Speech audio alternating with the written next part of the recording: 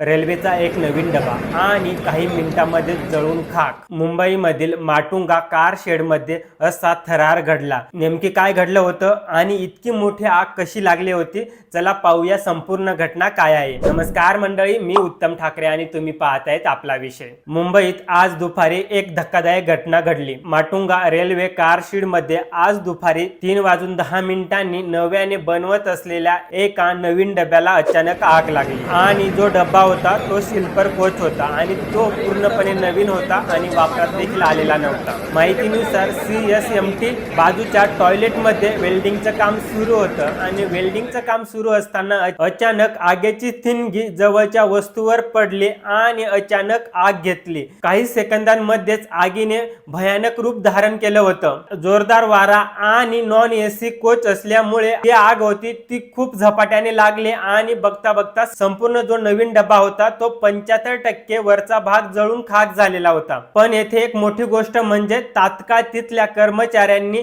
जो डब्बा होता तो दुसऱ्या ठिकाणी हलवण्यात आला, मोकळ्या जागेवरती. त्यामुळे जे बाकीचे डबे होते किंवा जे बाकीचं त्या ठिकाणी जे साहित्य होतं त्यांना आग लागली नाही. त्यामुळे तिथल्या वर्कशॉपमध्ये मोठं नुकसान टळलं आणि कोणत्याही प्रकारची जीवितहानी झालेली नाही. थोड्याच वेळात अग्निशामक दलाचे जवान आले आणि 3:15 साधारणतः आग लागली होती. 4 वाजेपर्यंत ती आग विझवण्यात आली होती. त्यामुळे कोणत्याही प्रकारची जीवितहानी झालेली नाही. त्या ठिकाणी एक मोठी दुर्घटना टळली. मंडळी, आपण ह्या व्हिडिओमध्ये याच ठिकाणी थांबू. तुम्हाला माझा हा व्हिडिओ कसा वाटला कमेंट करून नक्की सांगा. अजून पण तुम्ही आपल्या चॅनलला सबस्क्राईब केले नसेल तर मंडळी चॅनलला सबस्क्राईब करा.